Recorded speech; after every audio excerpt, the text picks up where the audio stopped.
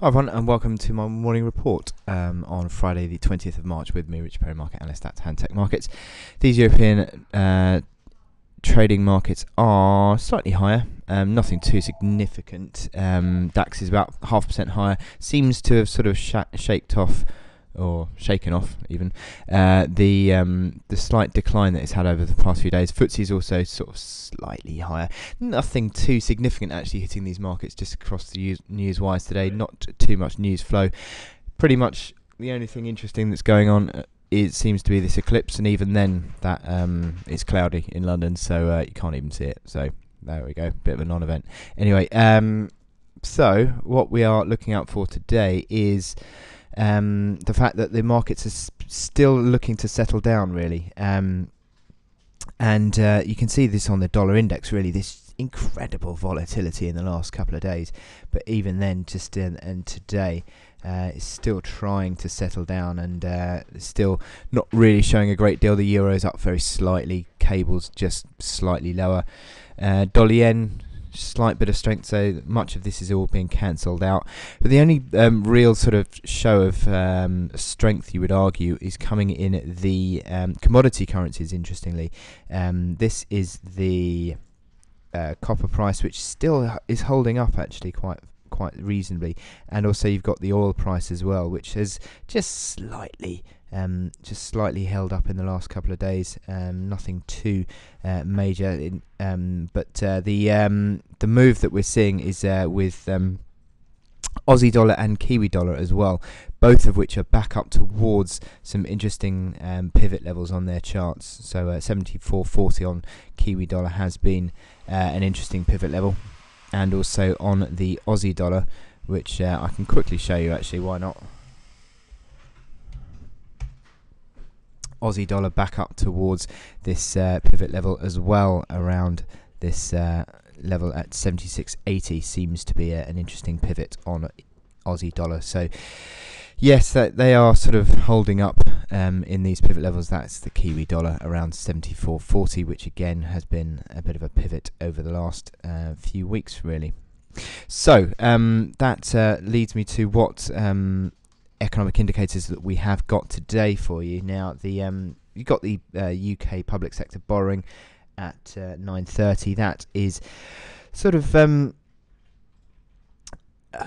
it's not really doing a great deal to me. I mean, it's sort of meant to be coming in at 7.7 billion, but I don't think it's going to make a great deal of impact. I think the only real economic data to be worried about today is this Canadian inflation data, CPI at 12.30, and that's due to come in year on year at 1%, so in line with last month.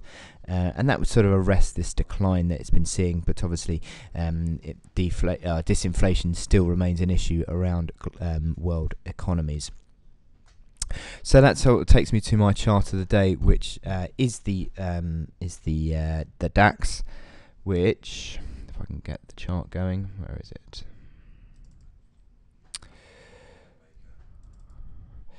So this DAX chart basically is up towards this old uptrend, interestingly. This is the daily chart, which shows you this uptrend. And it's now back towards this uptrend and looking to form support again. A couple of days of sharp correction.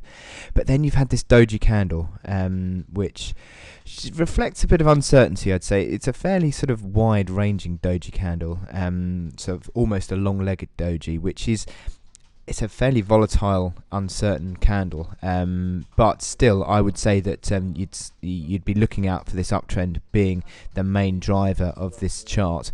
Momentum indicators across the board all positive. Now, I said in my morning report that you have got the stochastics crossing back below 80, but I wouldn't be getting too worried about the stochastics on this one until they sort of start moving below 60, which is basically where that correction back in early February took it. So if you start to see the stochastics below 60 and also the RSI as well, at that level at 60. So both of those, if you start seeing stochastics and RSI below 60, then I think that you'd think that perhaps there was something in a correction, especially if this uptrend was started to break down. But it certainly looks at the moment as though that uptrend remains fairly strong.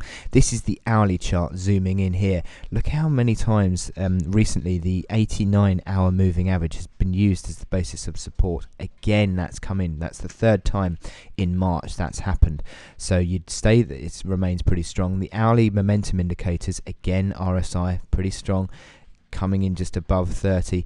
The stochastics as well, near term strong. Look at also that bullish crossover that's underway on the MACD lines, again also with a slight bullish divergence as well. So we are seeing the potential for a turnaround again in this DAX chart, having had this minor correction. So if you start to see the DAX, just zooming in again here, above that 12,000 mark, which was the mark, that key high that we broke through the other day, if you start to see it above that resistance, then I think that that could reopen the highs once again. Now, in terms of supports, you've really got to sort of drill down into almost the 5-minute chart on this to find the initial supports. That was obviously the open where we gapped higher. You've almost come back to fill that gap, so that's not around 11,925 is that initial support coming in there. And then below that, you'd be saying, well, there is a pivot level, a minor pivot level around the 11,000 sort of 895 level as well. So you could argue that being a bit of support there, a bit of a resistance in these couple of highs here, and again support yesterday. So maybe that is also a pivot level around 11,895. So a couple of levels for you to work with. But yes, certainly if this DAX does break back above 12,000, then it looks as though it's going to be retesting those highs again, and it looks. It will look pretty strong again. But that 89-hour moving average, I really like the way that's moving and finding support once again. So the bulls are remaining in control of this DAX chart. Anyway, I wish you good luck in your trading on DAX today, and I will speak to you later. Thank you.